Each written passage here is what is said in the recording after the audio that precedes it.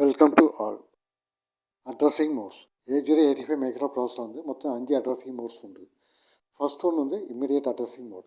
அது இன்ஸ்ட்ரக்ஷன் வந்து ஐங்கிற ரேட்டர் இருக்கும். For example MEI A45H, ADI 20H. அது MEI A45Hனா இந்த டேட்டா 45 வந்து இம்மிடியேட்டாக அக்கமுலேட்டருக்கு மூவ் பண்ணணும். அது வந்து MEI A45H.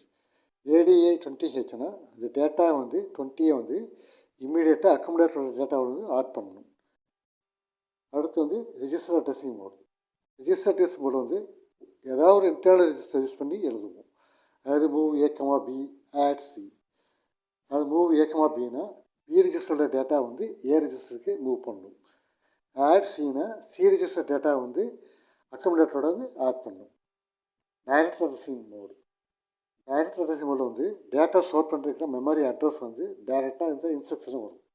அது LDA 2050, STA 3050. LDA 2050னா 2050 memory லொக்கேஷனோட data வந்து அக்கமுலேட்டர் வந்து லோட் பண்ணணும்.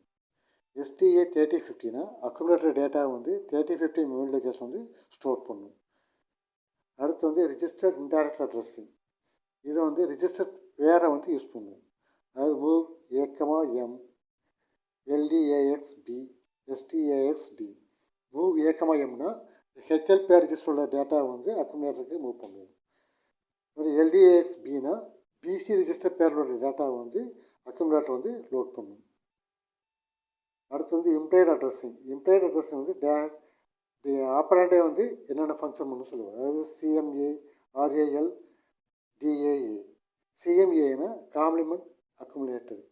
அக்குமுலேட்டர் டேட்டா வந்து காம்ப்ளிமெண்ட் எடுக்கணும். RALனா rotate accumulate data to the left. DAAனா டெசிமல் அட்ஜஸ்ட் அக்குமுலேட்டர்.